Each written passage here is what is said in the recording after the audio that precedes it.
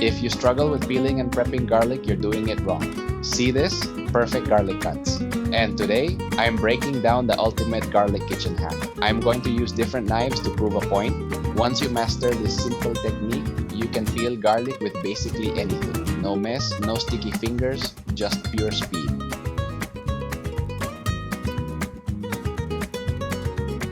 No camera tricks, no pre-peeled hacks. This is a real, fresh, massive head of garlic. Raw, untouched, and honestly, pretty huge garlic. Look at the size of these cloves. People think big garlic is harder to peel. I chose these massive cloves on purpose. If the technique works on these giants, it'll work on absolutely any garlic you have at home. Let's grab 3 and start the test. Watch this. First contender, the trusty chef's knife. Here's the technique. Lay the blade completely flat over the first massive clove. Set your hand over it and press down.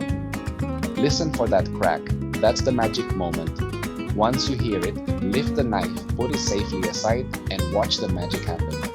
The skin peels off instantly. Check this out from another angle. Notice how I don't use the edge, just the flat surface. It's all about leverage. Boom, another perfect peel. A chef's knife makes it look easy, right? But remember, I promised you that the knife doesn't matter. Let's change weapons.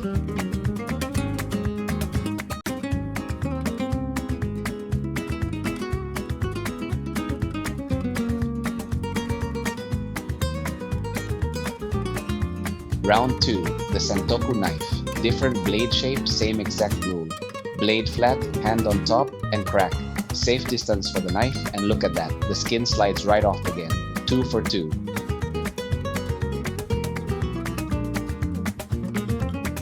Before we move to the next tool, let's zoom in and break this down slowly. Safety first. The sharp edge of the blade must face down against the cutting board. Never face it toward your hand or you're looking at a nasty cut. Edge down, tilt the blade flat over the garlic and place your palm right here. Now, let's talk about pressure. If you press too lightly, nothing happens. If you smash it like Hulk, you're going to turn your garlic into pure mush. You want that perfect middle ground, just enough leverage to hear that split.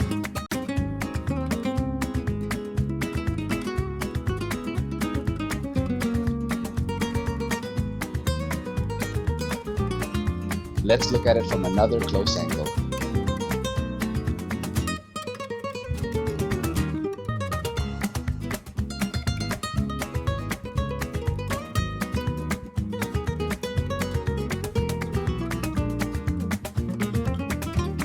Edge on the wood, tilt and press. Perfect. See how the skin just detaches? And hey, if your garlic cracks or splits a little bit, don't panic. That's completely normal, and honestly, we're going to chop it up later anyway. Practice will give you the feel for the right pressure. Now, let's test it on something else.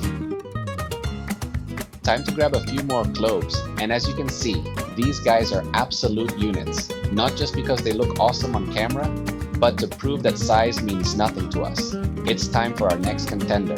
Let's see what we're working with.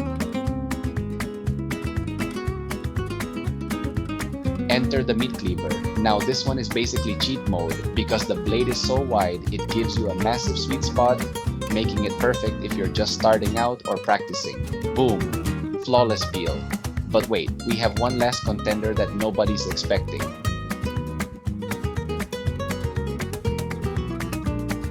Fourth contender, the tiny paring knife. Now this little guy is normally built for precision work, like peeling fruits or coring vegetables. Since the blade is so narrow, using it for this technique is the ultimate test. If you can pull it off with this, you've officially graduated.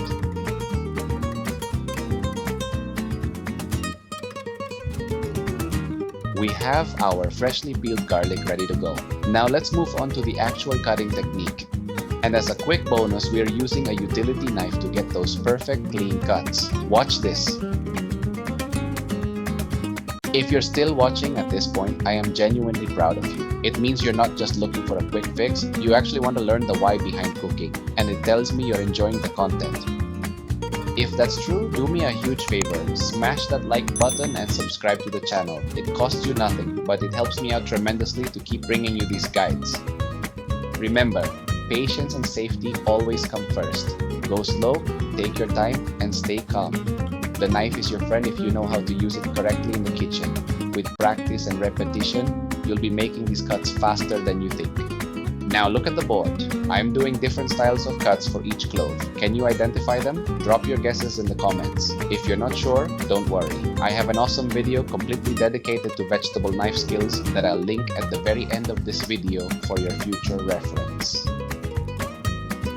Let's dive into some culinary science because how you cut your garlic completely changes your dish. Every single cut changes the fragrance, intensity, and flavor profile of the garlic. It all comes down to a compound called allicin.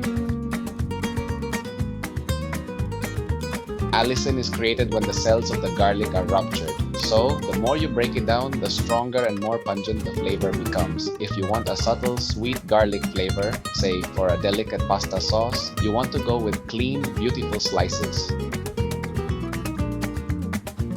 If you want maximum intensity, a sharp bite, and full aroma for a stir fry or a heavy marinade, you want to go all the way to a fine mince or a heavy paste. Mastering these cuts means you can tailor the garlic to fit any recipe perfectly, controlling the exact vibe of your dish.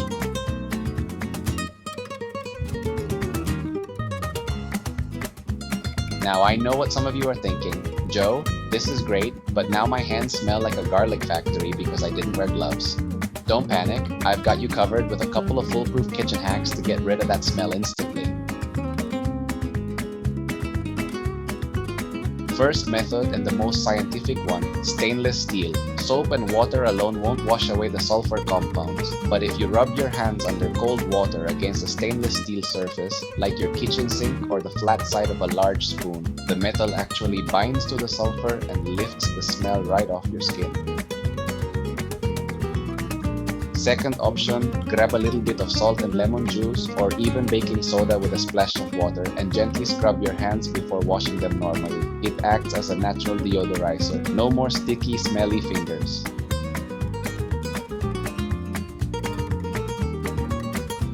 Now, since we prepped a good amount of garlic today, you might be wondering, Joe, what do I do with all this extra garlic if I'm not using it right now? Let me give you another quick pro tip so nothing goes to waste. You can put your minced or sliced garlic in a small glass jar, cover it completely with olive oil and keep it in the fridge. Not only will it last for up to 2 weeks, but you'll also end up with a beautiful, delicious garlic-infused oil ready for your pans. Building this channel and sharing these culinary tips with you has been an amazing ride so far. My goal is to show you that cooking doesn't have to be intimidating, expensive, or complicated. Every single comment you leave, every share, and every thumbs up means the world to me. We are small right now, but we are growing a community of people who genuinely love good food and good techniques. And speaking of techniques, you definitely want to stay tuned for what's coming up next on the channel. I'm currently working on a video that is going to change the way you look at the way you think about cooking.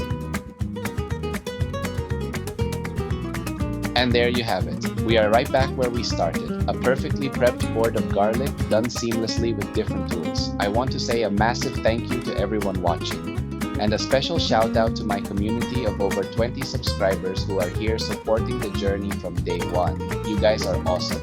If you want to master another kitchen technique, check out the next video on screen and let me know in the comments what you want to learn next. See ya!